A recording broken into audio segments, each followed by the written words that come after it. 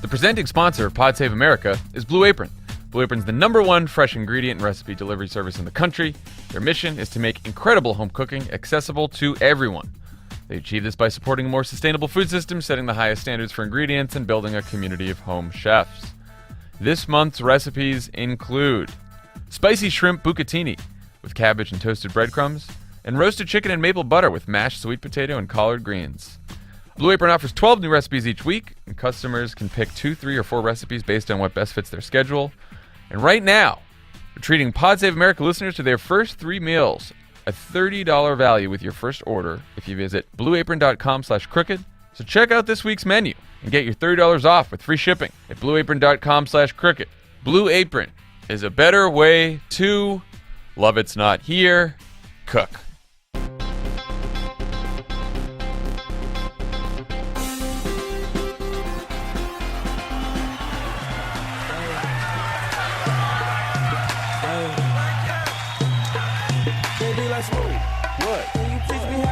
Welcome to Pod Save America. I'm Jon Favreau. I'm Dan Pfeiffer. On the pod today, we have Senator Cory Booker and the senator-elect from the state of Alabama, Doug Jones. Big day. Big week for Doug Jones. Also, we're going on tour. Everyone go to crooked.com/events to see where we're going to be. Right after the new year, we're doing a quick trip to Europe. John, Tommy, and I are going to be in London, Stockholm, Oslo, and Amsterdam. So sign up for tickets there, and then when we come back, Dan, you'll be joining us, and we'll be right here in LA on February 3rd at the Dolby Theater, and then in February we got Vegas, Phoenix, and Denver. So go get some tickets, crooked.com/events. I will be the designated survivor while you guys are in Europe to make sure America That's will important. always have one Pod Save America host, because it's very possible Trump could close the borders on you. I know. Well, then you've got 2 episodes a week, Dan, so congratulations. Yep. Guys, we also have a new podcast, Keep It, with Ira Madison III, Daily Beast writer, Crooked contributor. It's a podcast about pop culture and politics, which Ira has referred to as Fox and Friends, but without the racism. The trailer is up on iTunes. You can subscribe today. It should be coming soon, a couple weeks away, I think. But it's going to be a great podcast. Ira's been doing practice podcasts here in the studio for the last month. It's outstanding. It's hilarious. Check it out. Also, the deadline for signing up for healthcare at healthcare.gov is the 15th, which is Friday. So if you want to sign up for healthcare, if you know someone who needs to sign up for healthcare, if you know someone who knows someone who needs to sign up for healthcare, please let them know that they can sign up. You can get a very affordable plan this year. The prices are great.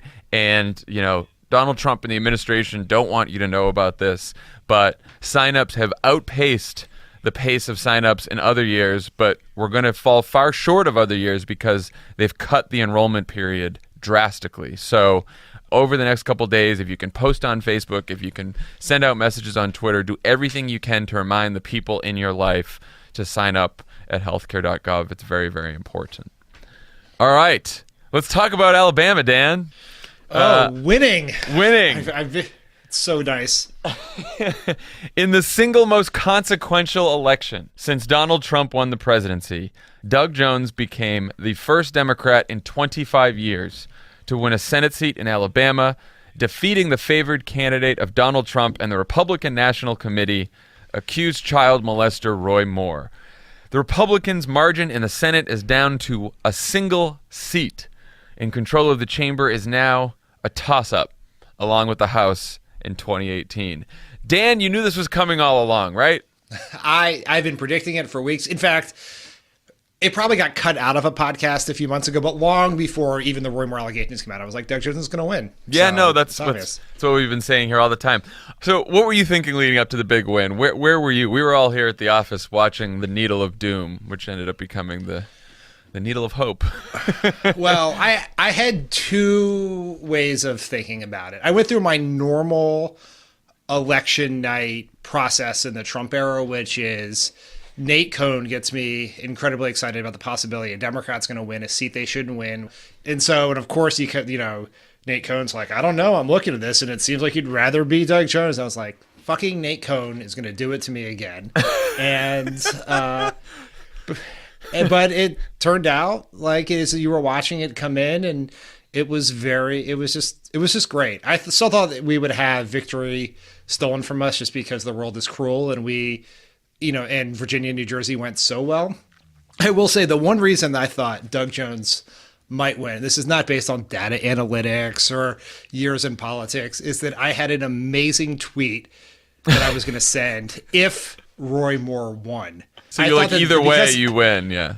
Well, I mean, I don't want to equate the two because I don't think they're the same. Good. But the tweet was, but I did think that like it just seemed right that because I was so excited about this tweet that I would not get to send it, which was I was going to take whoever declared the race first and do Senator Roy Moore parentheses R dash Kelly parentheses. That would have been the title of our really sad episode the next day. I know. But now we're going to have to go with something happier. But now I get to do it both ways. Doug Jones wins, and I get to tell everyone how funny I thought I was. So it's great. So that's the best outcome for America, I think. Yeah. It was weird. I felt good about everything that I was seeing, but I couldn't get out of my head that this was taking place in Alabama. And I say that just because of the partisan identification in Alabama, the sheer number of Republican voters, knowing that, even if you get a bunch of Republicans to peel away because Roy Moore is an accused child molester, that works in a state like Virginia or even maybe a state like Ohio or, other states that Trump won. But, Alabama, one of the reddest states in the entire country with unbelievable numbers of Republican voters. Donald Trump wins it by 28 points. It's not like Donald Trump won it by 5 points. It's just like that is a climb.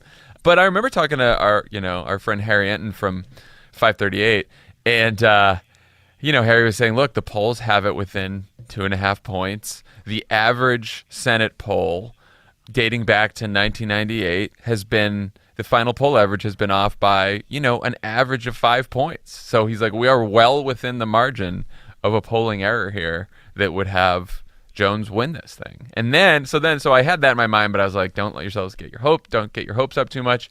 Then I see the exit polls come out. And of course, you're not supposed to pay attention to the exit polls, but it says 30% African-American turnout. Of course, as we knew, we were hoping for something like 25, 26%. That's when we knew it would be that's what Jones' campaign was hoping for, 25 or 26. Obama gets 28% in 2012 in a presidential year, and then 30% of the electorate's African American for Doug Jones. And so I allowed myself to get a little hopeful then, but then when the rest of the exit poll data came in and the returns start coming in, I see the CNN panel. And it's, including Axe and Psaki and everyone else. They're on there and they're looking at the white vote and the percentage in the white vote. And they're like, I think even with this African-American vote turning out like this, I don't know if the white vote's going to be enough for Doug Jones because he did not do that well among white voters. And so there was some real pessimism at the beginning of the night, on cable at least. But then the needle started going. And then here at headquarters, everyone stayed and everyone's eyes were sort of glued to the needle and every 5 seconds. So it was exciting. It was pretty exciting. Yeah. I mentioned this on Twitter, but I brought the needle up and Hallie was like, nope, that's going down. You're not looking at the needle. Because it's like, it's so cruel. It's like, it's pretty cool. 1 minute, like Roy Moore is definitely winning. And then Doug Jones is winning. And then like one county comes in. And I was listening to, I might have been John King on CNN make this point, but Alabama is so racially polarized in its geographically that when precincts come in, they come in very strongly one way or the, even if the overall county is split, the precincts within the county are very strongly Jones or Moore. And so as a chunk of precincts would come in, it would move the needle dramatically because the models sort of expect the count. They think of that these 5 counties are, or these 5 precincts are 30% of this county, but they're not on average, right? Yeah. And so it was moving. We were just like, no, this is too cruel. We can't do this. But it was the thing that was interesting about it is I had conversations with people who had some experience in trying to win races in states not as red as Alabama, but southern states. And the math is just so hard between the number of Republicans you need to win, how high the African American turnout has to be, et cetera. And it really feels like drawing an inside straight. But that presumes equal turnout on both sides. Right. Right. It presumes that all white people are turning out at the same rate, not conservative whites and moderate whites or liberal whites. And just like Virginia, what has been clear here is the Trump base is deflated. And they said with conservative Republicans are not turning out at the same rate as Democrats are. And that's why Doug Jones wins. It's why the margin in Virginia was much bigger than the polls expected. And I saw a stat yesterday that Democrats are in every race that's happened thus far. Democrats have outperformed their historic party average by 12 points on average among all those races. And that's a huge deal.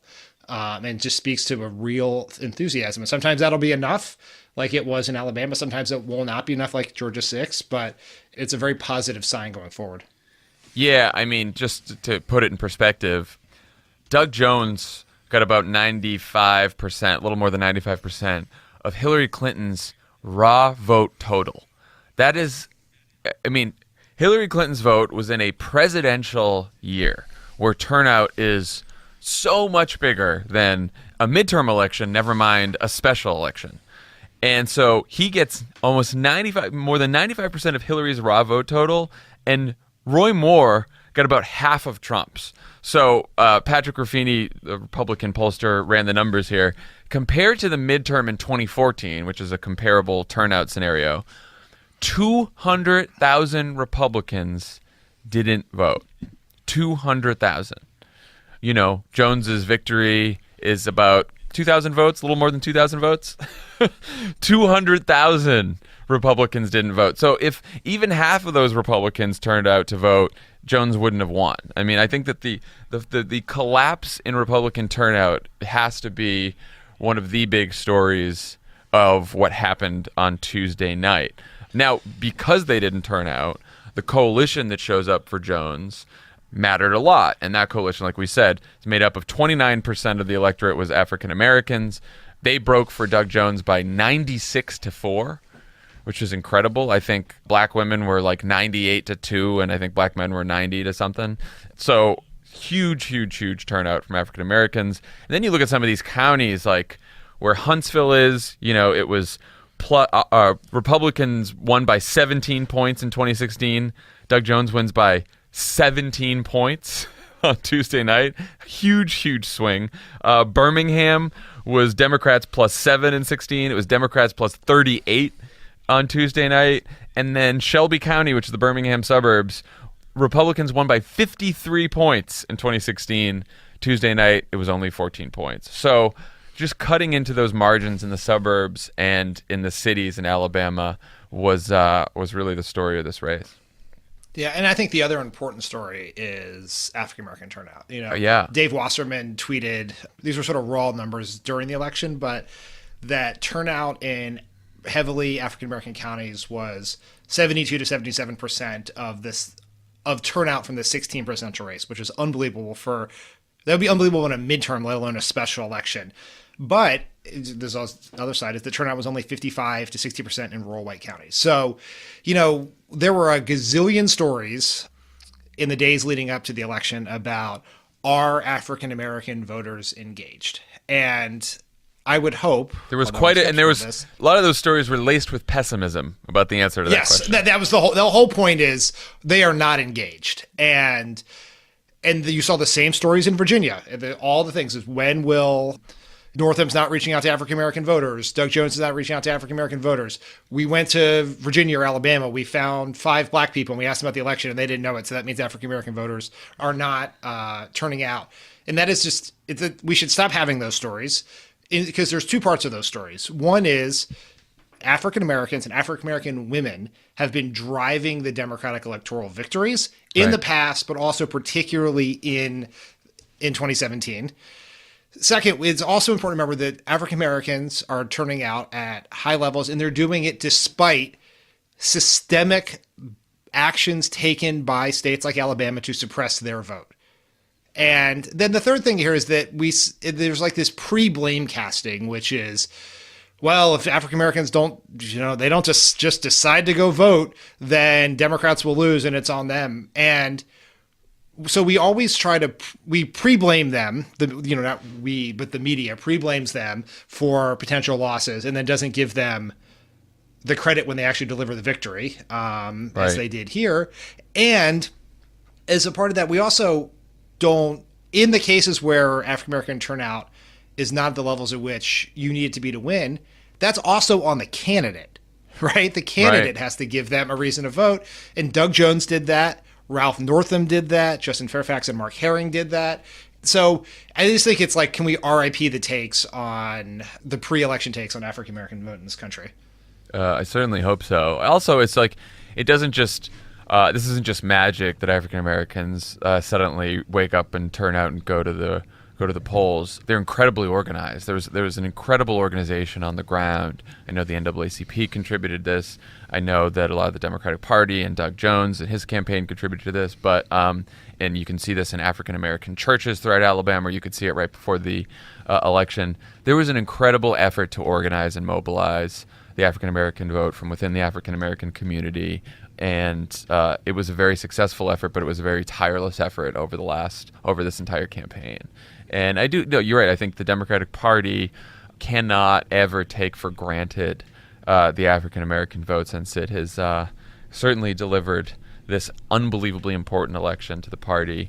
But I also think that, like, this idea about this debate, this raging debate, whether we should focus on the African American vote, or we should focus on the white vote, or we should focus on women's vote. Like, I think to win a majority in any of these states, you need to do all of the above, and you need to have a message that can somehow attract African American voters and make them decide that they should go to the polls and organize, but also do the same for white voters and for college educated white voters, and at least try to battle to a draw with Republicans, or not get beat too badly among non-college educated white voters, which Doug Jones did better.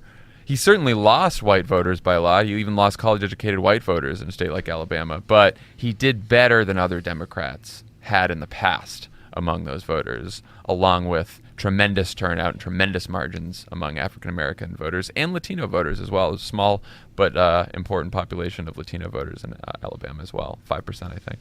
Yeah, and what Doug Jones did, I think, to his credit, is he focused his campaign, in his words, on quote-unquote kitchen table issues. That's right. And kitchen table issues, whether that's the economy, that's education, that's healthcare, matter to all voters, right? And this is one of the problems of politics in the quote-unquote data analytics age, right?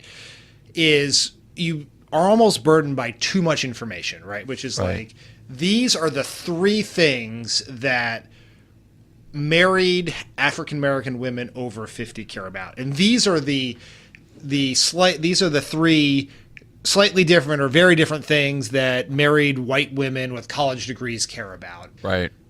And you have to tell a coherent story that is broadly appealing. There are very specific issues that Doug Jones did not shy away from that are very specific to the African American community around voter suppression and other things. I mean, he talked in Alabama. That was part of a coherent story. Yeah, in Alabama, the thing you heard from him all the time was how he prosecuted the KKK for the 16th Street Baptist Church bombing with 4 little African American girls. He talked about that every single day. He didn't shy away from that because it had a racial element to that issue. He talked about it everywhere, and he did better among white voters than previous Democrats did. So that should tell you something, Yeah, I think the other thing I'd say about what Doug Jones did very well is he ran as his authentic self.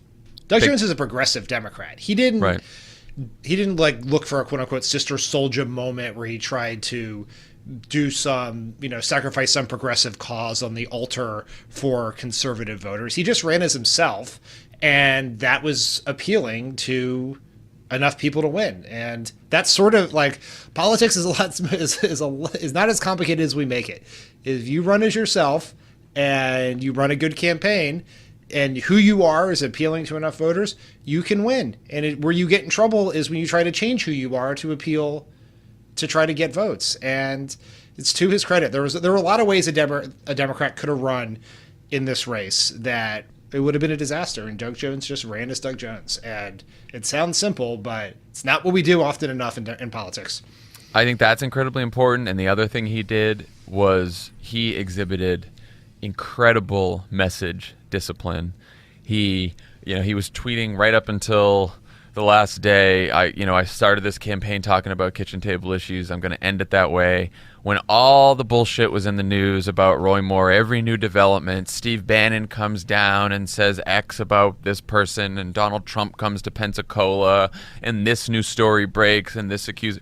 He could have taken the bait so many times on so many different issues that were in the headlines in D.C., on Twitter, things that we were all talking about.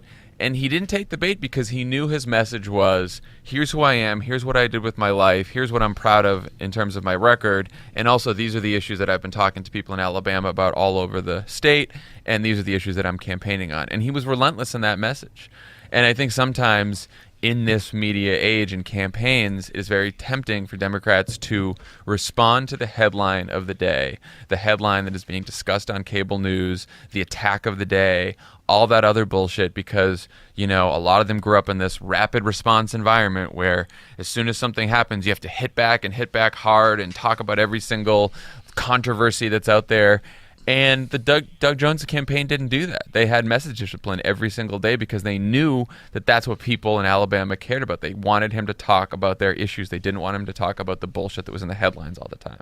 And you know what? Just thank you, Doug Jones, because we needed this. I mean, you and I, Pod Save America, we needed it just because we care passionate about this. But I try to picture the alternative scenario where proud bigot accused child molester wins the Senate, and what that says to everyone about America. We walked right up to the brink of heading into something even more terrible than we're currently in. And Doug Jones, by being a good guy and a very good candidate, did something that was going to give us all something to feel hope for. And it's really, because it's not just yes, we want Doug Jones's vote in the Senate. That's incredibly important.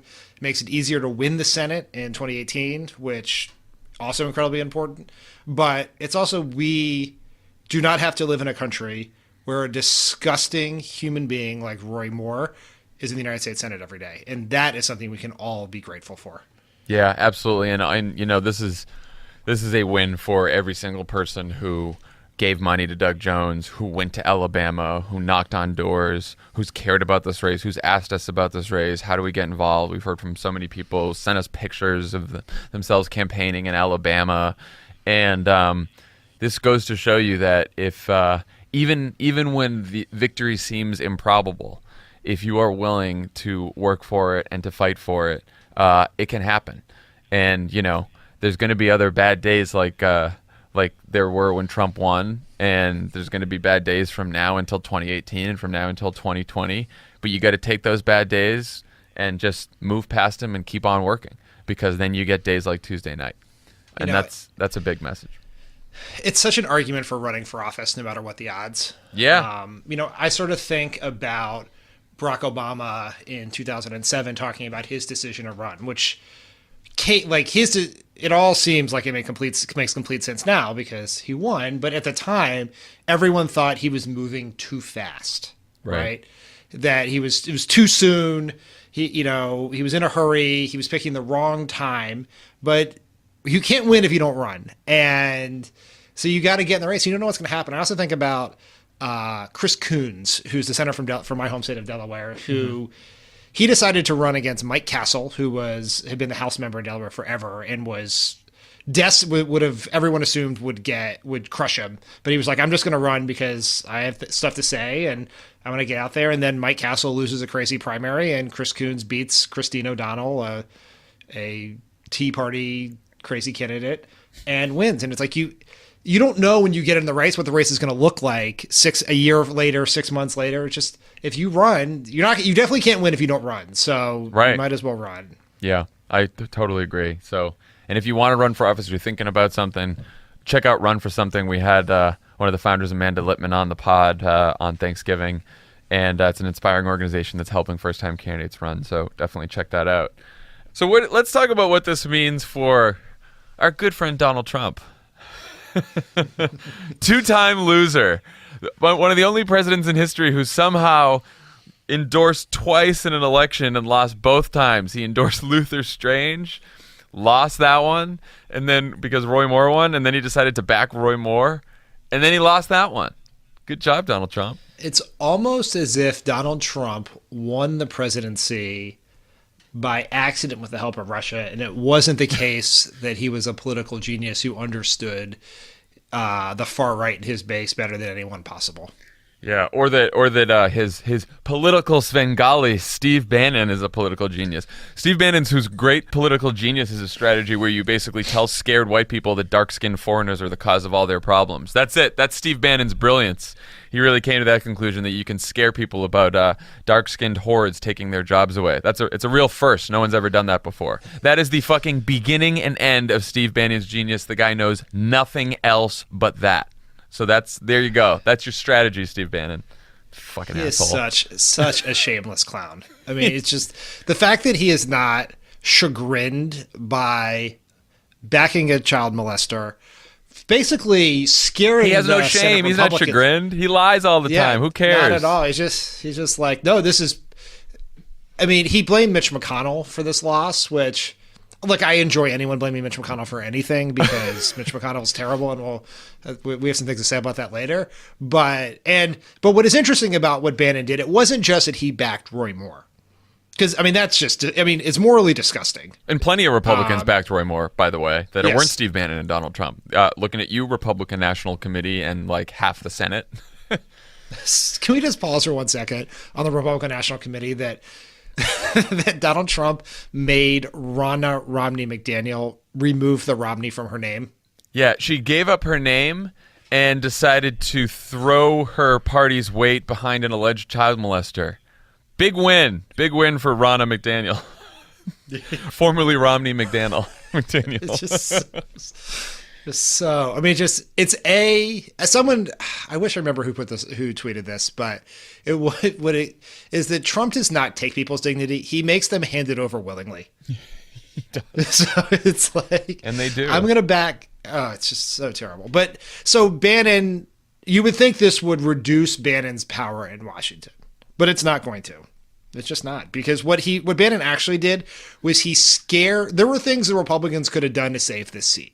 Right? Yeah. They could have gotten Roy Moore to drop out, which one of the reasons he did not do is that Bannon and Hannity were on his side. Right. Because Hannity was close to Hannity basically almost called on Roy Moore to drop out, and then Bannon called Hannity and told him to stop. And Hannity, just taking his marching orders from Bannon, decides not to do that. So Hannity stays in the race, or Moore stays in the race. And then there could have been a write-in campaign. Mm-hmm. Right, where they could have got Luther Strange or Jeff Sessions or someone else to be a write-in candidate, because at least would give you a shot at least like the fear for Republicans that would cause you to lose the race because you'd split the Republican vote. But what it would have done is you would have lost the race, but you would have made it very clear that you were opposing an accused child. They would have been able to hold their heads high in the Republican Party for once in the last 10, 15 years. Yeah. And that is a very reasonable, some Democrats are like, why won't you endorse Doug Jones? And I sort of understand that if you endorse someone else other than Roy Moore, right? Right. If you say we want Luther Strange, he's probably going to lose, but that's who we're gonna spend money on, we're going to fight for, but they didn't do that. So they found themselves with Steve Bannon with the Republican Party and Donald Trump in the worst of all worlds, where they have endorsed an accused child molester who was also a bigot towards homosexuals, other races, doesn't believe women can vote, doesn't believe Muslims can be in Congress. I mean, you can do the bill of particulars on his horribleness, and they still don't get his vote for tax cuts, which is what they really wanted. So great job, Steve Bannon. Great job, Donald Trump. Yeah, and it's funny, Steve Bannon's like, oh, Mitch McConnell and the establishment got the Democrat they wanted, but it's it's funny for Bannon to say that, but it's not really true, because a lot of these Republicans, you got people like Jeff Flake who donated to Doug Jones, some other people in the party who said, obviously he shouldn't come to the Senate. Good for them. They did the right thing. There's a whole bunch of Republicans who did want him to come to the Senate and who didn't want Doug Jones to win. And they're going to have to live with that for the rest of their political careers and their lives. I mean, for 2018, for 2020, the Republican Party cannot hide from the fact that their party, the RNC, their party and their president and many of their senators and congressmen endorsed an alleged child molester, homophobic, thinks homosexuality should be illegal, all the Bill of Particulars, Muslims shouldn't serve in Congress, women shouldn't vote, most amendments after the Bill of Rights shouldn't be in the Constitution. They wanted that person to serve in the United States Senate. They cannot walk away from that. For the rest of time. For the rest of time. That is a political burden, and that is a moral burden, and that is something that they will have to explain forever. And it's our job to make them continue to explain it, but that is on Mitch McConnell. He had a choice. He could have tried to defeat Roy Moore. He has a super PAC at his beck and call. He didn't do that. His hope was he could say some bad things about Roy Moore and still get his vote, because Mitch McConnell will always pick the most cynical, least moral option in any particular case. And so he chose that, and he owns that, and they all own it. And even if they didn't endorse him and campaign for him like Donald Trump did, they made a choice, and they own that choice. So what does this tell us about 2018? You wrote in the outline, is it a positive sign, or is this an outlier because Moore was a racist clown? To which my answer is, there's going to be a whole lot more racist clowns running in 2018 if Steve Bannon and the Republican base get their way. Like, you look in Nevada, and if we think that, Dirty Dean Heller is going to survive a primary against Danny Tarkanian, who's the, Bannon-backed candidate that's running against him, I don't know, Heller's one of the least popular senators in the country right now. And then you've got Danny Tarkanian, who he called Roy Moore's accusers liars paid for by the Washington Post. He just campaigned with a pimp who owns brothels in Vegas. I mean, we got another crazy in fucking Nevada.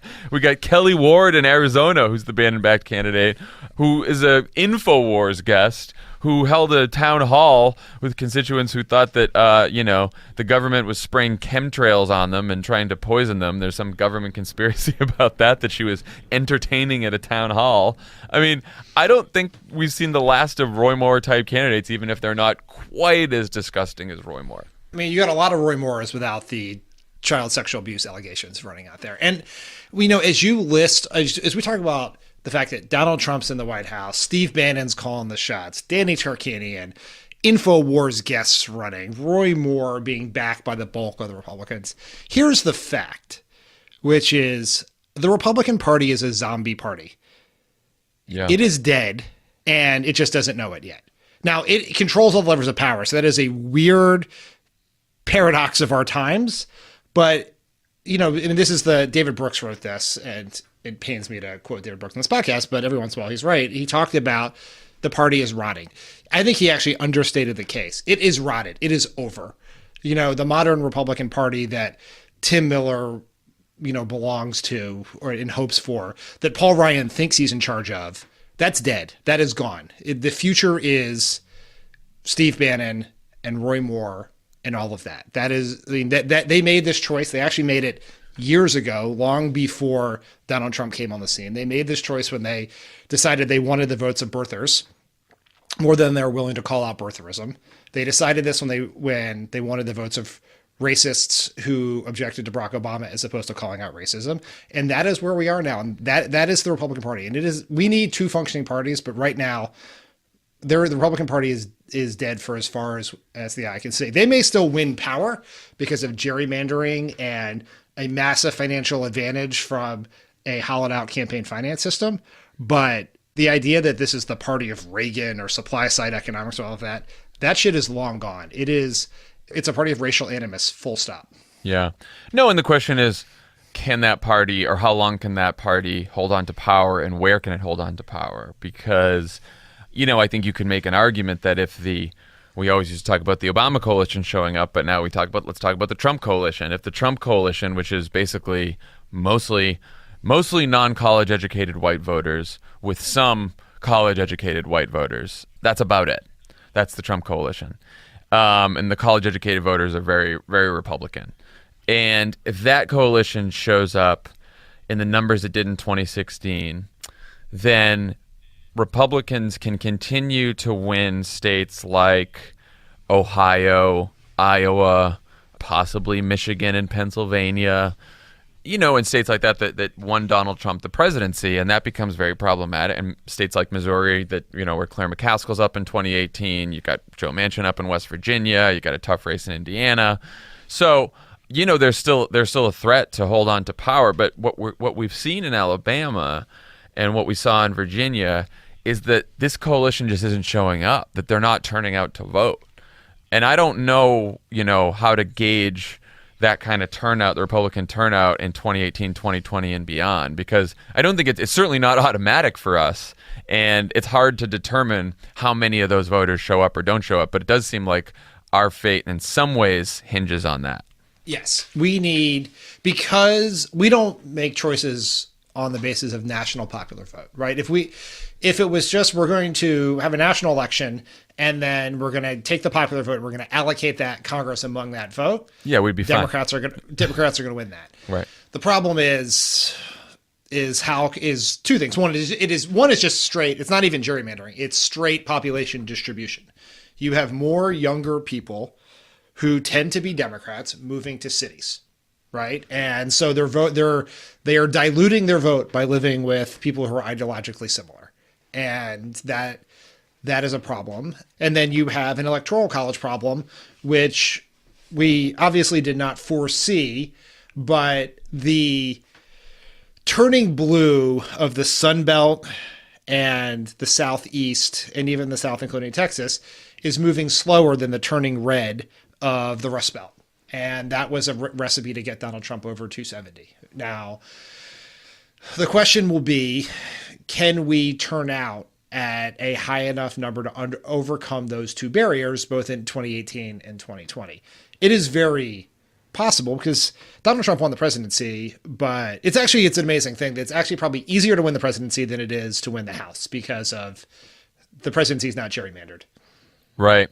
And now what's interesting about 2018 is it may be an easier path for us than usual because the road to the House majority runs through places like California, where there's, we have the Crooked Seven, these 7 Republicans who are in districts where Hillary Clinton won. They're districts with a lot of the same college-educated white voters who have been peeling away from Republicans in recent elections. It runs through places like the suburbs of Texas, cities like Austin and Dallas and Houston, in places like North Carolina, in places like Florida. So a lot of these sort of Sunbelt districts, and then, of course, for Senate races in places like Arizona and Nevada. So a lot of these places that have been trending bluer over the years are exactly where we need to win House seats back in 2018 to retake the House.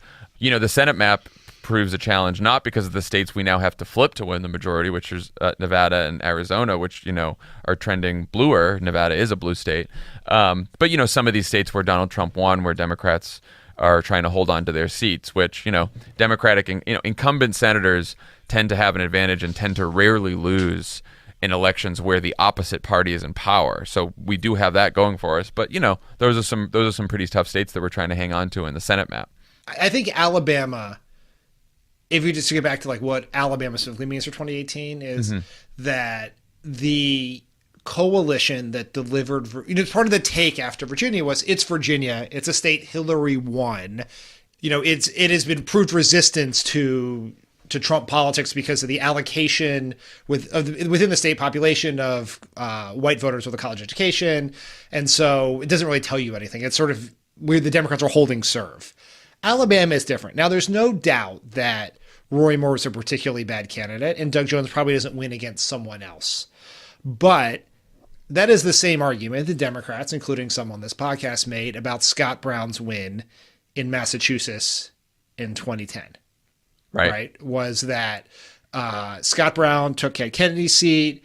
that Martha Coakley was a particularly bad candidate, unemployment was very high, and we tried to treat it as a black swan event, but it actually foretold the voters that delivered Massachusetts to Scott Brown were the same voters who delivered the House to Republicans 9 months later.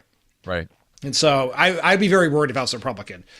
Doesn't mean Democrats are going to take the House, but if you stand in a million things happen between now and then, but if you stand here today, I'd be very concerned about how amped up Democrats are and how deflated the Trump base is for people not named Trump. And it's an interesting thing because you get a lot in the, when Obama was president about, well, Obama does great when he's on the ballot, but can't turn out his voters for other people. And we may be seeing a bigger thing here about, they may say less about Obama or Trump and something about just how amped up turnout is among those in the opposition and subdued it is by people who are not. And it's also worth noting that Donald Trump's approval rating is bad. He was in the exit polls, had a net favorability of 0 in Alabama, a state he won by 30 points. Yeah, exactly. If that's your net in Alabama, you're in trouble. So Republicans know that they're in trouble, and so they are trying to take whatever they can on their way out the door by rushing this tax bill, this awful fucking tax bill, through Congress as fast as possible.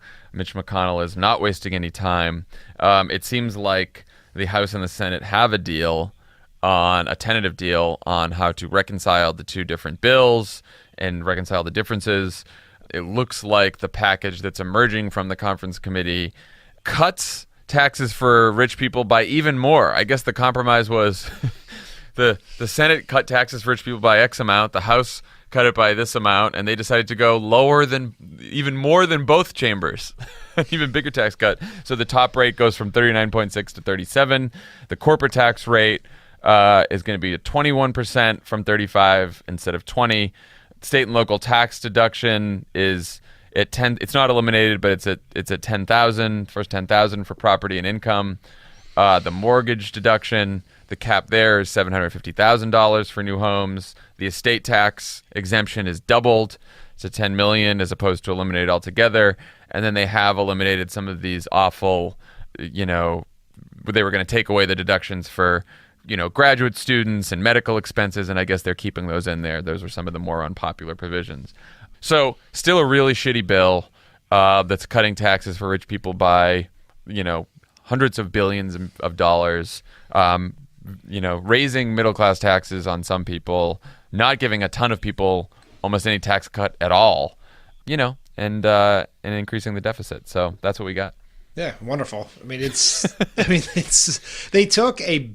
They put aside the policy implications of how bad the House and Senate versions were, and they were really fucking bad. But they actually managed to forge together.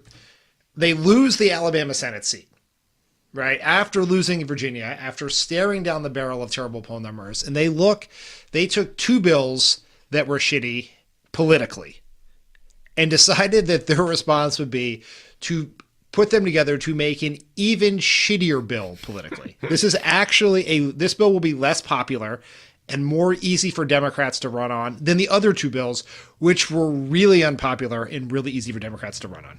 Yeah, and that's because this entire process wasn't about policymaking. It was about cobbling together just enough votes to pass the bill. And so when that's your primary strategy, all you're doing is going to individual senators or House members and saying, what do you need to get to yes? And then they just throw that in the bill, whatever it is. I mean, that's all this is about, right?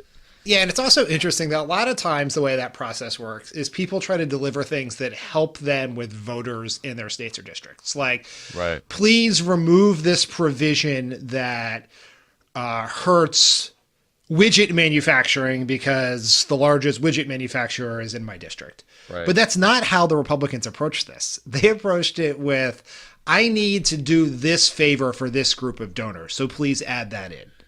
So it became like that to get people to yes, they had to make it more favorable to Sheldon Adelson, the Kochs, hedge fund managers. Exactly. Right. And so this was not about finding ways to something like the sort of horse trading for provisions that are helpful to individual states and districts usually is also not a good policymaking process, but you kind of understand the logic of some group of people are going to be helped, even if, so you're arguing for that. That's not what's happening here. It is, we need to give as many billionaires as many things as they need so they can give us enough money to try to survive the Democratic wave in 2018. Yeah, that's right. And so the schedule here is they're not telling people the exact details, though, a lot of them have leaked out, but they're not telling all the senators and members these details until Friday. They want to vote on Monday, though we'll see if they're ready by then. And so now there's this whole thing where, they're not seating. They want to do the vote before Doug Jones is seated, because if Doug Jones is seated, then they only have one vote to spare. Corker's a no. They can only lose 3 votes. They could only lose 2 more. And now they've lost Luther Strange if Doug Jones is seated. And then, they've promised Collins all of these provisions on health care to make up for the fact that they're trying to partially repeal Obamacare. So they're trying to pass these provisions to shore up subsidies and get more money that she demanded. And so far, they're not voting on those provisions first. And so, they're refusing to seat Doug Jones, which is insane, because in 2010, when Scott Brown won the Senate seat, they decided not to vote on the Affordable Care Act until Scott Brown was seated, when he won a special election. And Scott Brown said, seat me without delay. And Republicans, of course, they all argued for that. And, even Democrats stood up and said, yeah, we should wait until Scott Brown is seated to continue on this legislation. So there's ample precedent to seat the new senator in a special election right away, especially when there's a vote of such consequence coming up. And yet, Mitch McConnell is charging ahead. I also vaguely recall a man who looked a lot like Mitch McConnell holding open a Supreme Court seat for an entire fucking year because he, quote, wanted the voters to have their voices heard on who this Supreme Court justice was. And in this case, by the well-known McConnell-Garland standard, the voters of Alabama fucking voted. And they voted for someone who did not support this tax bill over someone who did. And their vote is going to be nullified by Mitch McConnell to jam this thing through. And the fact, how little the press and the political world is in uproar over this is both, it's really infuriating, but it also is explanatory in the sense that the press presumes such amoral cynicism from Mitch McConnell that it's like, of course he would do that. Why would he wait? And they benefit from that because the bar of expectations is so low for how they behave that it's just like, yeah, of course he's going to do it. Right. And like I was complaining about on Twitter, and a bunch of reporters like, why would McConnell wait? He held open a Supreme Court seat. That's not the fucking point. If Chuck Schumer or Nancy Pelosi did a similar thing, the press would be in fucking up in arms over it. Yeah, because they expect the Democrats to play by the rules, and we just now presume Republicans don't give a fuck about the rules. It's like, so we're just gonna like let him get away with it. It's fairly, it's terrible. I'm very worked up about this. The cynicism is baked in. Well, yeah. It speaks to something else now. At the same time we're talking about this, we have a debate about a government shutdown. And the Democrats, as we've said many times on this podcast, have all the leverage here. The Republicans need Democratic votes to fund the government for a full year, beyond, a couple weeks at a time or a couple months at a time, which is what they've been doing. So they need Democratic votes.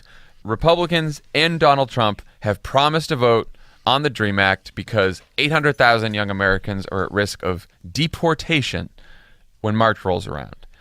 And yet, I am seeing everywhere Democrats backing off their promise to withhold their votes unless for government funding unless they get a vote on the DREAM Act. Why is that happening? Because they're worried that they'll be blamed for a government shutdown. Do you think fucking Mitch McConnell is worried that he's going to get blamed for not seating Doug Jones? That he's going to get charged with the process foul from the press? He doesn't give a fuck. Why are Democrats so worried about this? Like, I know they're looking at polls that say, yes, the DREAM Act is widely popular. It's got bipartisan support throughout the country and even in Congress. But if you ask people, should you shut the government down over the DREAM Act, it's not as popular. Right, I get that. I also bet if you polled people and said, should the newly elected senator of Alabama have a voice in the Senate and be seated, or should he be delayed until the Republicans get to take a vote on their very unpopular tax bill? That would also be, we know what the results of that poll would be as well. But Mitch McConnell doesn't give a fuck. Here would be my message to the Democrats. The Morning Joe panel is not your base. That is not, like, here's who wants you to stand up and fight here. It is the people who knock doors, who made phone calls, who made millions of dollars in small dollar donations for people like Doug Jones and Ralph Northam and everyone else. Who cares what the Washington press says about this? It is not going to matter if you stand up and fight, because you can win. It's like no one in Washington knows what leverage they have. Lisa Murkowski, thank you, Lisa Murkowski, for saving healthcare. I appreciate that. But last night she tweets, I care so much about CHIP. I will do everything in my power to make sure CHIP is fully funded. Oh, really? How about don't vote for the tax bill until CHIP is funded? That's because easy. They can't do it without you. That's leverage. Why don't you do that? That definitely falls under the category of everything in your power. Marco Rubio, too. Marco Rubio saying he wants, a bigger child tax credit. He's been wanting that forever. Good for Marco Rubio. It's a right policy to want a bigger child tax credit. So someone asked him yesterday, do you get it? What's going to happen? He said, if they don't do something about this, leadership knows where I stand. Yeah, they do. You stand with them no matter what they do because you never vote against this bill and everyone knows it. Though you could, Marco Rubio, if he wanted to get that in the bill, he could easily threaten that he wouldn't vote for the bill. He'd get it. Yeah, Marco Rubio is a passive participant in his own political career. It's like he doesn't believe he has any agency. He's just like, this is what I said, and I said it. Sadly. Yeah. It's like, do something. Oh, people make me so mad sometimes. We should be happy. Doug Jones won. I know. And look, I mean, I think that Democrats were on the floor yesterday screaming about McConnell needing to seat Doug Jones, and they should. But it is in Mitch McConnell's hand, and he can only be shamed out of doing this. And Democrats are shaming him. I saw we'll ask Doug Jones about it, but it doesn't seem like Doug Jones wants to push this at all. We saw him on the Today Show. He was sort of waffling on this. But, at the end of the day, it's in Mitch McConnell's hands. And like you said, certainly the press isn't making a big deal of it. So because they just expect him to do something this diabolical. So that's what we got. But everyone should keep yelling about it. Yeah, I just want to make one caveat on the shutdown stuff with Democrats. We are basing what we are saying on reports and not actual statements from Democratic leaders. And so it could be. That's right. Everyone should hold them accountable and listen to it. And it could be, and it's actually very possible that Nancy Pelosi and Chuck Schumer have a plan here. And there have been many times over the years, Schumer was not the leader when Obama was president, but Nancy Pelosi was the leader the whole time. And there are many times I would sort of look at what Nancy Pelosi was doing and be like, what? I don't get this. This is wrong. And then in the end, because she is a master legislator, she had a plan all along, and it was the right plan. So if Democrats do what the reports in Politico and elsewhere are suggesting they're going to do, I think that is a mistake. If they have a plan different than that, then I look forward to seeing that plan. Right. No, we should say that, all these stories also say that there are ongoing negotiations here. So maybe there is a plan. And, we know from you and I being in the White House on the inside that sometimes you can't talk about what's going on, and there's going to be a good outcome, and you're getting all kinds of pressure for not speaking out or doing something earlier, but you're like, okay, well, we have to do this because this negotiation is happening and we're going to have a good outcome. So I get that. I think if the Democrats if we keep pushing these government funding deadlines, like we vote to keep the government open for another month and then wait to have this fight in another month or in another month after that, I think it's a mistake to keep punting it, but I don't think that's the ultimate mistake. The ultimate mistake would be if the Democrats vote for a year-long funding bill without getting this vote on the DREAM Act. That, to me, is like, I don't know, if they may take that vote only with the promise that, in the future there'll be a vote on the DREAM Act, I see that as a huge fucking mistake. But, if from now until then they are trying to negotiate something, and they do so in good faith and they figure this out, then great. But they have a lot. All I'm saying is Democrats have a lot of leverage right now, and they should use it. Donald Trump is a liar and a con man. So don't trust him. Taking a promise for a vote later based on something Donald Trump said to you that ain't good enough for me. Right. Okay, well, we have a senator-elect and a senator coming up, so we will ask both of them about all of this. When we come back, we will talk with Senator-elect Doug Jones.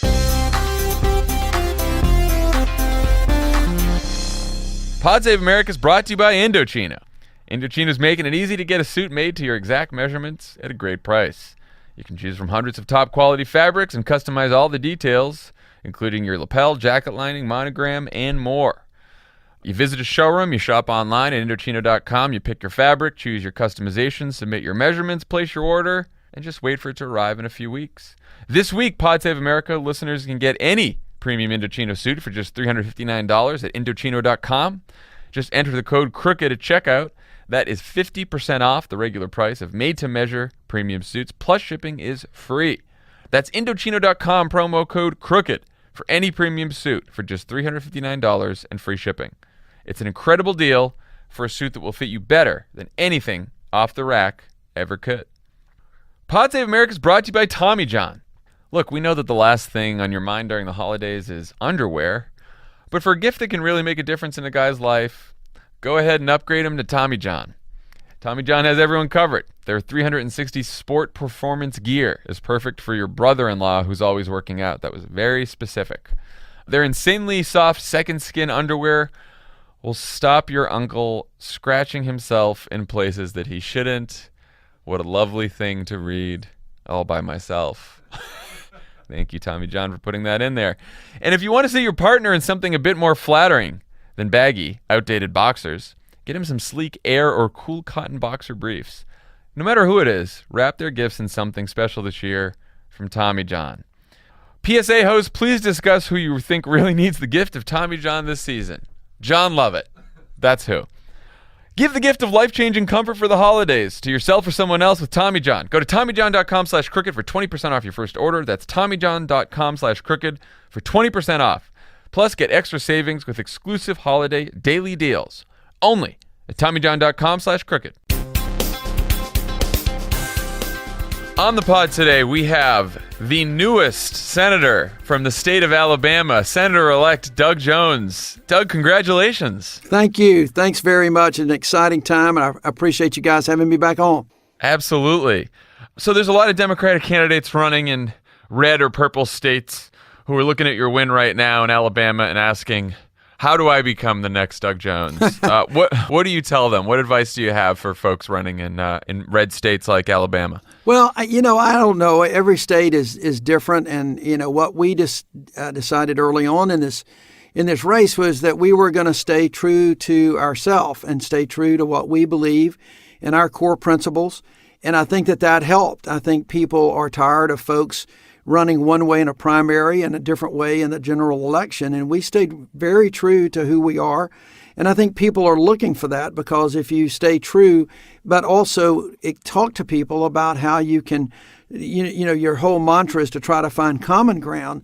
I think that helps a lot, because everyone knows that there's no way in the world that someone is going to agree with you on 100% of your positions. And if you approach them by saying and recognizing that and say, look, but we can find common ground on a lot of them, but on the ones that we can't, let's just agree to disagree, but not be disagreeable. And, we'll find it on something else. And I really think at least so many of the people in Alabama were looking for that kind of approach. So much of the political discussion around the country, and even as we were talking about the Alabama race, is centered around the quote-unquote Trump base and then the quote-unquote resistance. But this election and the elections in Virginia, in New Jersey recently were not decided by that. I'm just curious, as you were traveling the state and just talking to everyday people in Alabama, what were you hearing from them about how they feel things are going on in the country and how they're sort of viewing Washington in the Trump era here? Well, I think that they're tired of the dysfunction. I think that they really want to see something happening. I think what we saw back in the summer was that people started looking at these health care bills and these proposals that were coming out on that was strictly repeal and replace, and the replacements just weren't sitting very well with folks. It was, a lot of people were going to be uninsured. It seemed to be more of a political score rather than really a score for the people. And so I think folks started really focusing on those issues a lot, and you get past who you might have voted for in the past. You get past the party label. Now, you've still got a base on both sides of the political world out there, but I think the middle increased exponentially in Alabama over the course of this election. That seems to be what we heard and what we saw. People just really wanted they don't like what they're seeing going on up there. This is a pretty conservative state, but at the same time, they want somebody that can be effective for them and not just be a lapdog for any one party or another. So I think that helped us a great deal, was really focusing on issues, what we call those kitchen table issues that spoke to people directly about their everyday lives. So African Americans turned out for you in record numbers, certainly put you over the top, helped you win the election. You also did better among white voters than previous Democrats had in Alabama. How do you hold that coalition together going forward, and what can you do in the Senate to make sure that black voters feel as though they made the right decision? Well, look, I think that in terms of Alabama, I think my background and my history with the African American community in this state helped a lot. There's still a lot of just incredible, wonderful feelings I get in the African American community about the church bombing case that was prosecuted when I was U.S. Attorney. But I've also been there on other things, and I've spoken up for disadvantaged minorities in this state all along. So I think going forward, I think it's going to be important to try to work with Congresswoman Terry Sewell, who represents that Black Belt area down there, through Hale County and Bullitt County and those folks, to try to get their education system up to par, to get the workforce development. And there's a lot of programs down there that I think we can work on. And I think just being seen and trying to be a partner, as I said I would, with those folks is going to be especially important. Holding coalitions together is always a challenge because, one coalition might not like something that another coalition does. Again, I think the issue for me is being out there and being able to listen and learn and taking all of it in to try to find those areas where we can agree to move forward. It's a fragile coalition. I recognize that.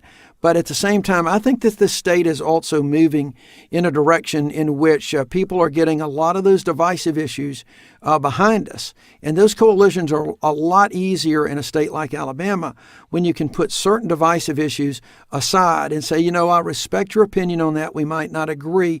Let's talk about your kids' education. Let's talk about your job and see if I can get you a higher wage. And let's talk about that health care, because you know what? You got a parent or aunt and uncle or someone in a nursing home. You've got your own pre-existing conditions. Let's talk about those issues and see what we can do to fix health care.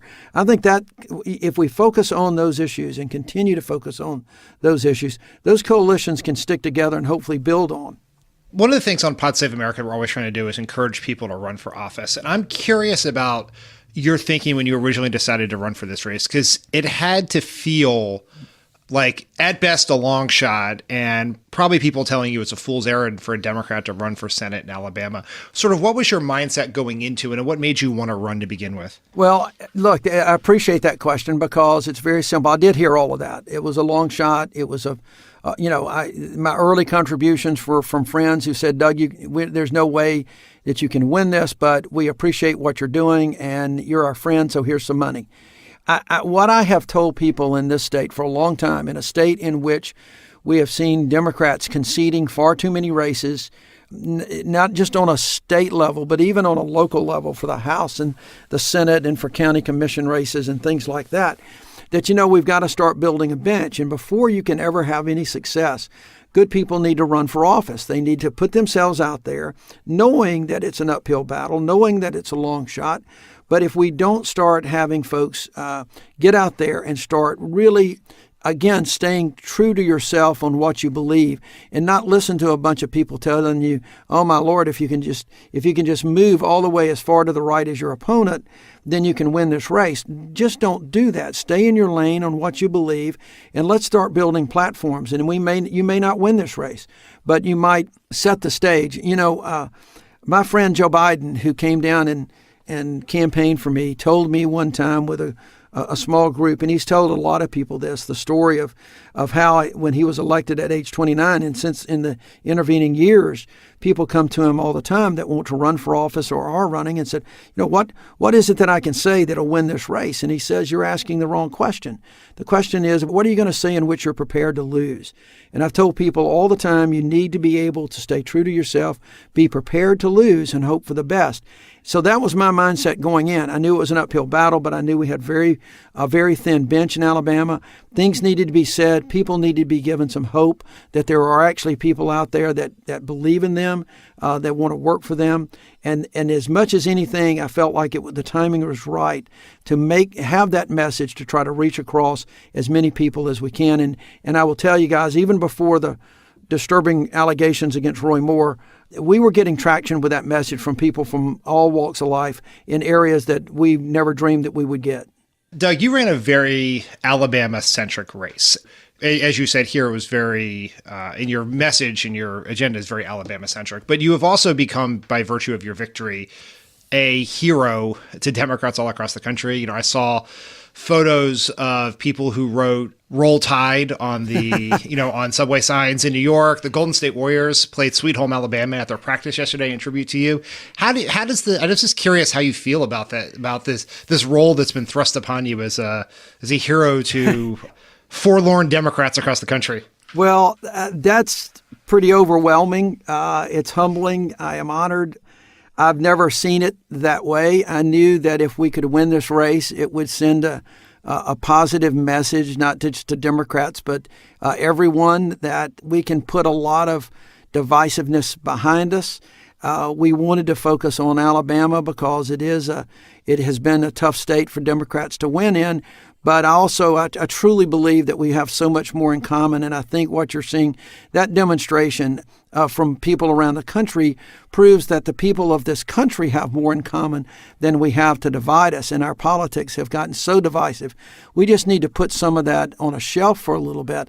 And let's talk about those things we have in common so that we can work together. So, Doug, in 2010, after Scott Brown won a special election to fill Ted Kennedy's seat, he argued that he should be seated without delay, and senators in both parties, Republicans and Democrats, agreed with him, and they all waited to vote on the Affordable Care Act until he was seated. A couple days ago, the people of Alabama voted to replace a senator who was for the tax bill with you, who campaigned against it. You said you were troubled by the tax cuts for the wealthy. It also includes partial Obamacare repeal. You talked about people being upset about health care. This could leave millions more uninsured. Don't you think that the people of Alabama's voice should be heard by making sure that you get a vote on this bill that's going to affect their lives in such a big way? Well, look, I think you can certainly look at it that way for sure. I haven't tried to interfere with any of that at this point. We've still got a process in Alabama that we have to go through to certify the election results and to make sure that everything is there. And I am absolutely 100% confident that our margin of victory is likely to increase rather than decrease once provisionals are looked at and military ballots come in. So I'm confident of the win, but also know how things move in Washington, D.C., and the timing with regard to the holidays is an important consideration here. So, sure, I want to get up there. I want to be sworn in as soon as I can. I think the people of Alabama deserve that, but I'm not going to push one way or another. I'm going to let this process play out a little bit. I'm not sure, quite frankly, the vote will even be needed, but we'll see how that goes. I'm just excited to even be in the middle of this discussion right now. But you would like to be able to vote on this tax bill if the Alabama Secretary of State certified the election, wouldn't you? You'd probably like to be seated as soon as possible, right? Well, obviously, you would like to be seated as soon as possible. This is a special election, so there is no term. I do think the circumstances are a little bit different with Scott Brown because of the timing. But yeah, obviously, I'd like to be up there as soon as possible to start making any decisions that I can on behalf of the people of the state. We'll just see how that plays out. Okay. Doug Jones, thank you so much for joining us. We appreciate it. And again, congratulations on the big win. Dan, did you have anything else? I just wanted to mention to Doug that many, many years ago, I worked with your son-in-law, Rip, on the Gore campaign together. Awesome. And he was phenomenal. And I was very excited to see him sitting on stage behind you on Tuesday night. Well, he and I talked this morning, and it's wonderful for our family. And at as famous as his father-in-law is now. I think that beautiful little 4-year-old daughter of his stole the show on the stage the other night and is an internet sensation on her own. So thank you for saying that. Thanks, Doug. Take care. All right, guys. Thanks again, and hope to do it again with you. Okay. Bye-bye. Bye.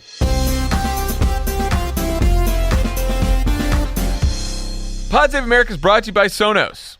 We love Sonos, guys. It's all over our homes. It should be all over yours. It is easy to set up. It fills your home with high-quality music. It is easy to use. You can control the whole thing right from your phone with the Sonos app. As you all know, we were big fans of Sonos even before they decided to pay us to say these things. So that's how you know we really love it. For the first time ever, Sonos is offering the listeners of Pod Save America 10% off one order of $2,500 or less for any product on Sonos.com. This offer is available for a limited time only and cannot be combined with other discounts or promotions. Use the promo code PSA10, capital PSA10 at Sonos.com to receive this exclusive offer. Remember, you can control everything from songs to volume to rooms right from your phone on Wi-Fi, not Bluetooth, which is really convenient. Go buy yourself some Sonos. Go buy some presents that are Sonos. Get them today. And, of course, Pod Save America is brought to you by the Cash App. I don't know why you haven't downloaded the Cash App yet. I don't know why you haven't downloaded it on your friend's phone, but please go do so. Because if you do, and you put in the code PODSAVE, $5 goes to you, and $5 goes to the World Central Kitchen, which is Jose Andres is working with this organization to feed a lot of people who need it in Puerto Rico. So please remember those folks around the holiday season and go ahead and download the Cash App. As you all know, we're not using the other apps anymore. We're using the Cash App. So go download it today. PodSave is the code. Get yourself the Cash App. On the pod today, we have back again Senator Cory Booker. Senator, thanks for joining us. It's so good to be on. Thank you for having me again. Absolutely. So I know you were down in Alabama campaigning with Doug Jones. Big win there we're all excited about. I've seen a few Democrats look at the results and say that Alabama shows us that the Democratic Party doesn't have to focus so much on winning white, non-college educated voters anymore, that the results teach us that. What do you think of that argument? I don't know what they're looking at in Alabama. Alabama was a race where Doug Jones and the campaign down there did everything, and they didn't give up one vote, and they didn't cede one county. They won the counties they needed to by huge margins and cut into the margins in counties even that they lost. This was a comprehensive campaign. And even to reduce it to just a left versus right, I really think this was a right versus wrong campaign. And there's a lot to learn. I think the black voter engagement efforts we did, finally, and I got involved very early for this reason because I wanted to see us making sure we were really doing the kind of grassroots mobilizing. I was really proud of that effort. But this is something that Doug Jones and his campaign won because they were able to convince Republicans to come out and support them. They were able to convince rural whites to support them, and they were obviously able to hit a lot of our base really, really well. We just spoke with Doug Jones and asked him about, doesn't he think he should be seated without delay, especially before this tax vote? And he said, well, I'll let everyone in Washington work that out. He didn't really take a position. What do you think about that? Alabama, as a state, the people of Alabama have spoken. He should be seated right away. And again, I know they have some processes to go through down there. Either he should be seated right away or we should wait before we make a vote, especially as consequential as rewriting the entire tax code, shifting hundreds and hundreds of billions of dollars to the wealthiest corporations, the wealthiest individuals, blowing a $1.5 trillion hole in our deficit. The damaging impact, far-reaching impact, not just to this generation, but generations yet unborn. This is so big that Alabama has made their decision, made their voice clear. Their representative in the Senate is Doug Jones. He should be here for something so important. Senator, you've made a pledge against funding the government with absent action on the DREAM Act. There have been some reports in recent days that the Democrats in the Senate and Congress are maybe willing to fund the government without demanding action on the DREAM Act. Do you stand by your pledge, and what can you tell us about the emerging Democratic strategy here?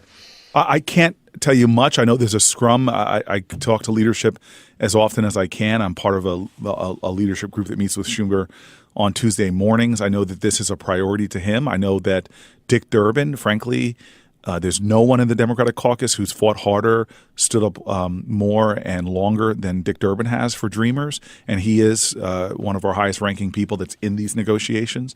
So I know this is a priority for us, and for me, again, this is one of those larger issues that is about the soul of our country. These are folks in my state. I have Dreamers who are first responders, Dreamers who have started businesses. I talked about one from the Senate floor, employs like 800 people. These are folks that wear our uniforms, 900 in the United States military. They are American citizens in every way except for a piece of paper. To send them back is to break up families, send many of them back to countries where they don't even speak the language. They don't have any memory whatsoever. It is unjust.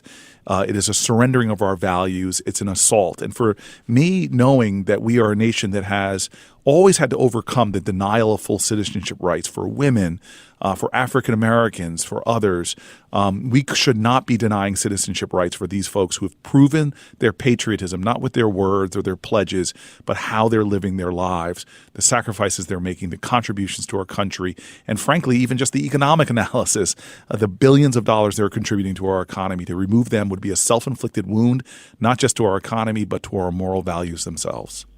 But you, just to follow up, you will not vote to fund the government without action on the Dreamers, regardless of what the rest of the Senate leadership decides to do.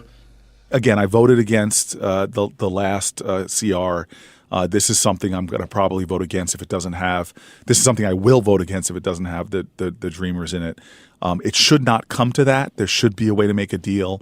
But again, I cannot allow ourselves to go into the new year without having addressed what I think is a moral issue in our country. I stand with Dreamers, and I will use, I'm just one senator, but I'm going to use every bit of leverage I have on the upcoming vote. Do you feel the same way about the fully funding for the children's health insurance program? I know that's been held up. And do you see a path forward on that? Do you see making a deal on that? I know the House bill that's come over has all kinds of cuts in other healthcare programs as a precondition of extending CHIP. Do you think we'll get a clean vote on CHIP, or at least clean funding? Well, you know that this is absolutely, again, something that is outrageous to our values. I was happy to hear Doug Jones speak about that in his concession speech. So here we are 2 months into having the reauthorization expire. This is outrageous that we are not providing health care for these millions of American children who, by the way, again, the moral right thing to do is often the economically right thing to do. Investing in the health care of children saves money in their long term over their lives. This is absolutely outrageous that we're not doing it.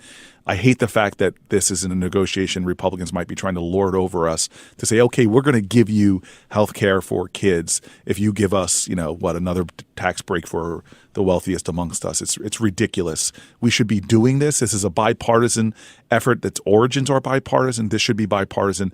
The fact that we're about to pass a major tax bill that is going to give corporations who are already at an 80-year high in corporate profits under this theory that it's going to somehow trickle down when we know what the corporations are doing with 80-90% of their profits, which is dividend payments, stock buybacks. The fact that somehow we haven't had the time to do what is morally right for my Christian evangelical colleagues, for my fiscally conservative colleagues, things that's in the line with all of them, is unacceptable. And so I'm again fighting. You're hitting all the pain points here, from DACA to CHIP. We need to get these things done before we go home, or we should stay. Senator, as you know, today's the 5-year anniversary of Sandy Hook. And in those 5 years, there have been exactly 0 legislative actions taken to prevent something like Sandy Hook from happening again.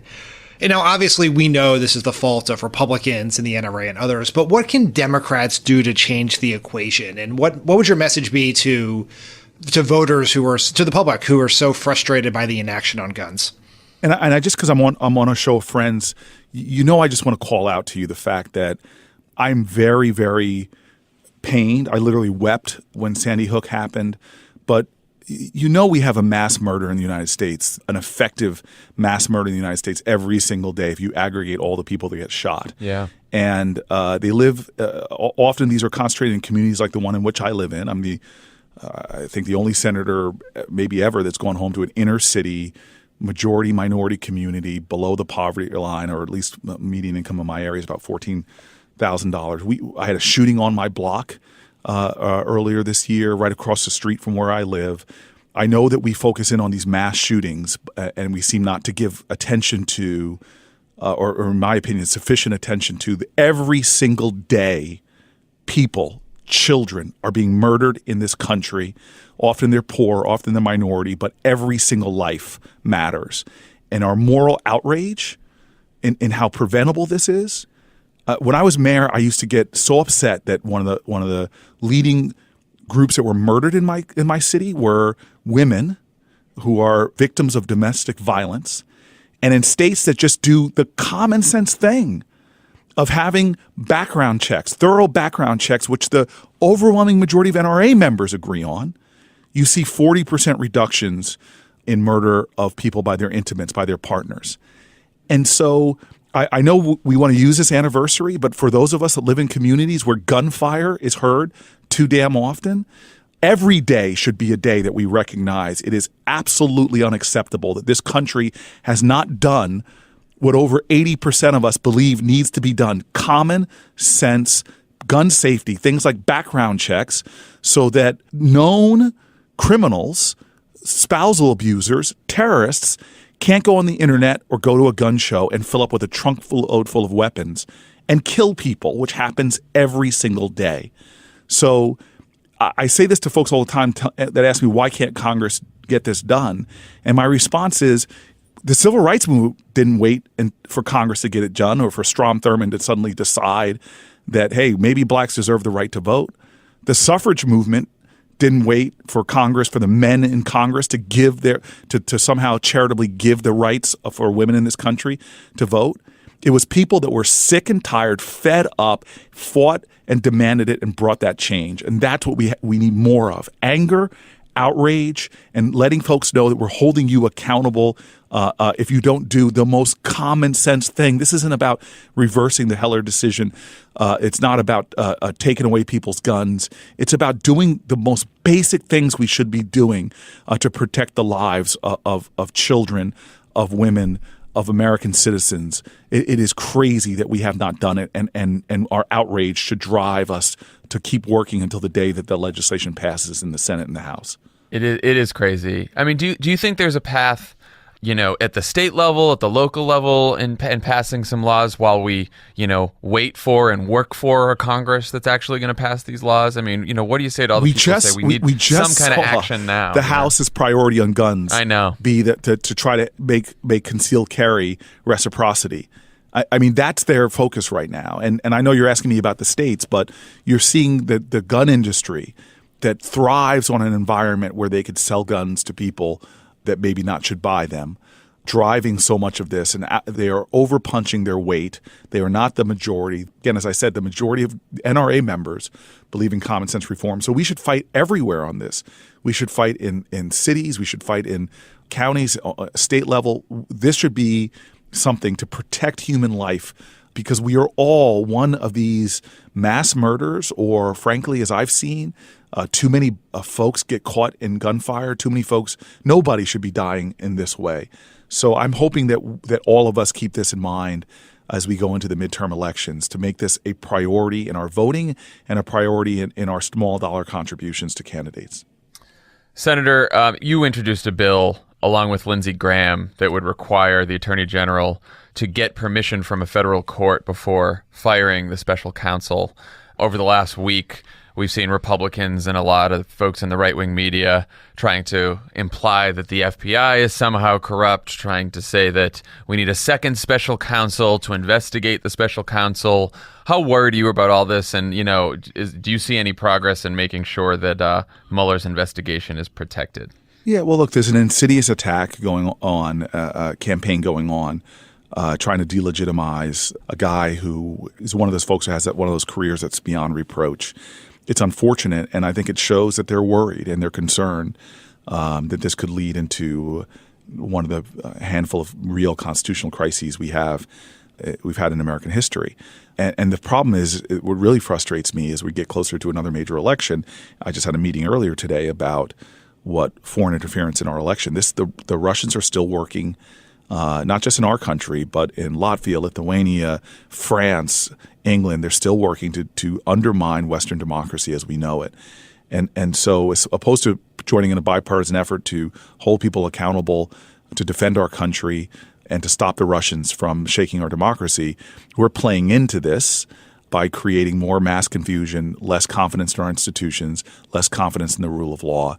And it's despicable to me. And so I'm very grateful for Lindsey Graham, that he and I both understand that for now and for the future, we should create a common sense checks and balances on the special counsel law and make sure that there is a true cause should a special counsel be removed. And I know, having a lot of conversations with others, trying to get more support, more bipartisan support behind this bill. And I'm hoping that we can move it forward. And again, as you know, that will all come to the test of whether Mitch McConnell would be willing to put something like this on the floor. And last question, just to go back to Alabama. I know you were down there campaigning pretty hard. It was an improbable victory. But what does it tell you about what the Democratic Party should say and do moving forward? What impressions do you take from the Alabama race? Well, first of all, you pick great candidates, and Doug Jones is an extraordinary person. I can't wait for America to get to know him better, and a lot of credit has to go to him and his team. But I'm just somebody, I wouldn't be on this interview with you right now. When I ran my first election, we were running against the incumbent establishment in Newark, New Jersey, and we didn't have the kind of resources for TV, didn't have money for a poll. We just went to everybody's doors, had real substantive contact. That's what they did. There's a name that should be being talked about more in the press, but Rich McDaniel, who was a field director. When I hit the ground there for a crazy intense marathon weekend of campaigning, when he started breaking down the numbers of direct face-to-face contacts, the 1 million+ phone calls, the mobilization that was turning activist groups. I mean, you literally saw, former sharecroppers out there driving people to the polls, as one report my staff just showed me. Just an incredible grassroots effort. That's how you win elections. And we've got to replicate that now. And there's a lot to learn from this election in terms of just mobilizing, energizing, and substantively engaging. And as a guy that's and I'll confess this to you, I fly all around the country trying to help candidates out. And the thing when I go into especially a black community and I hear from ministers and they say to me, why do folk only show up when it's election time? I know that that's a major problem. Democracies, the work of our democracy can't be an every 2-year thing or every 4-year thing. It has to be an everyday thing where we're engaging communities in substantive ways on issues that matter to them and getting folks to the polls. And when you can build that kind of trust with people, and by the way, we're a nation that has a common pain, but we fail to have a common purpose. But if you really can connect with people on that larger sense of purpose, I think we're going to see what we've seen in Virginia, what we saw in New Jersey, what we definitely saw in Alabama, is a renewal of our democracy, a reflourishing of our democracy, where people are beginning to understand that it's not a spectator sport. You can't just sit on the sideline and nonchalantly root for your team, red or blue, but it's a full contact participatory endeavor. When good people don't vote, bad things happen. And sometimes, as we saw in Alabama, bad people could be elected. But when good people vote and participate, good things happen. And we've got to get back to communicating that at the grassroots level through constant working in the garden of our democracy. We do that, we're going to reap a harvest that the entire country will benefit from. That, to me, is what Alabama indicates, and I hope it's a strategy. It's one that I'm pushing around here all the time, that we got to get back to connecting to voters where they are on issues that matter to them. Well, we couldn't agree more. Thank you so much, Senator Booker, for joining us, and please come back again soon. No, thank you guys. Your podcast nurtures, nourishes, energizes, fires me up, as well as informs me. So I just want to thank you all for doing what you do. Really, this is a tremendous service you're providing. And I said this when I was talking to radio stations down in Alabama. In American history and black history in particular, radio, which is, I guess, a modern version of that is podcasts, really was one of the more powerful forces for social change.